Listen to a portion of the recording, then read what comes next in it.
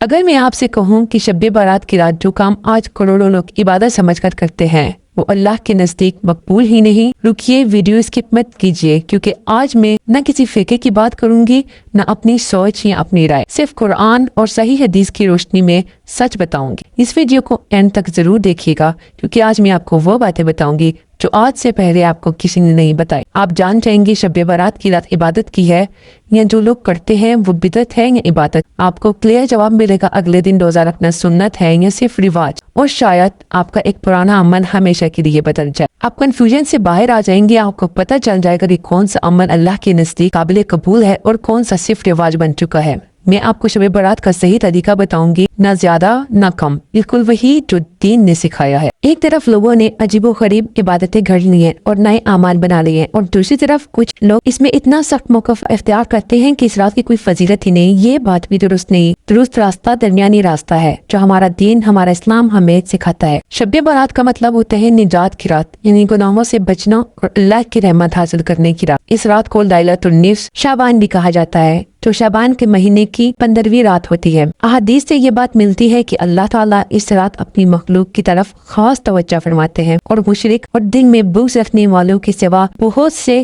بندوں کو معاف فرما دیتے ہیں۔ اس سے یہ بات واضح ہوتی ہے کہ اس رات کی فضیلت ہے، لیکن یہاں سے کنفیوژن تب شروع ہوتی ہے جب ہم فضیلت اور طریقے کو آپس میں مکس کر دیتے ہیں۔ فضیلت کا مطلب یہ نہیں ہوتا کہ ہر وہ کام جو لوگ کر رہے ہیں وہ بھی صحیح ہو۔ دین میں ہر عمل کے لیے دلیل ضرور ہوتی ہے۔ سب سے زیادہ بحث اس بات پر ہوتی ہے شب برات کی رات عبادت ہے یا بدعت۔ اس بات کو سمجھنا بہت ضروری ہے۔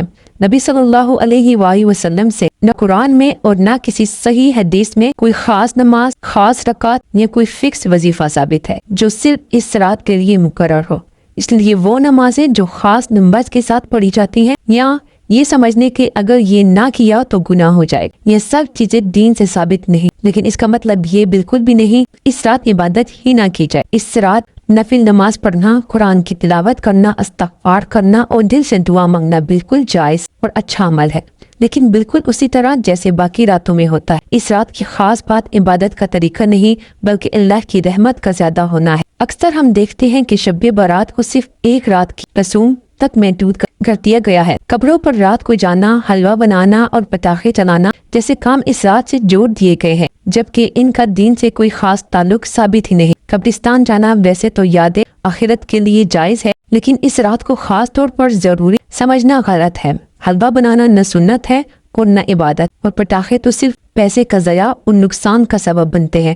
یہاں ہمیں خود سے یہ سوال پوچھنا چاہیے کہ کیا ہم شب برات کو عبادت کی رات بنا رہے ہیں یا صرف ایک رواج؟ اگلے دن روزے رکھنے کا مسئلہ بھی بہت زیادہ پوچھا جاتا ہے۔ اس بات کو سمجھنا ضروری ہے کہ 15 شعبان کا کوئی خاص روزہ نبی صلی اللہ علیہ وسلم سے ثابت نہیں ہے۔ ہاں، نبی صلی اللہ علیہ وسلم شعبان کے مہینے میں عام طور پر زیادہ روزے رکھتے تھے، اس لیے اگر کوئی شخص پہلے سے نفل روزے رکھتا ہے تو اس کے لیے شعبان کا روزہ رکھنا بالکل جائز ہے، لیکن یہ سمجھنا کہ شب برات کے بعد روزہ رکھنا لازمی ہے یا یہ کوئی خاص سنت ہے، یہ بات دلیل سے ثابت نہیں۔ دین میں ہر چیز کا ایک بیلنس ہوتا ہے اور ہمیں اسی بیلنس کو سمجھنے کی ضرورت ہے۔ اسلام ہمیں ہمیشہ بیچ کا راستہ سکھاتا ہے، نہ ہر چیز کو بدعت کہہ کر فضیلت کا انکار کرنا صحیح ہے اور نہ ہی ہر رواج کو دین کا حصہ بنا لینا ٹھیک ہے۔ صحیح راستہ یہ ہے کہ کوئی چیز قرآن اور سنت سے ثابت ہو اسے پکڑا جائے، اور جو چیز ثابت نہ ہو اسے دین کا حصہ نہ بنایا جائے۔ شب برات اصل میں اپنا محاسبہ کرنے کی رات ہے، اپنے گناہوں پر شرمندہ ہونے کی رات ہے اور اللہ سے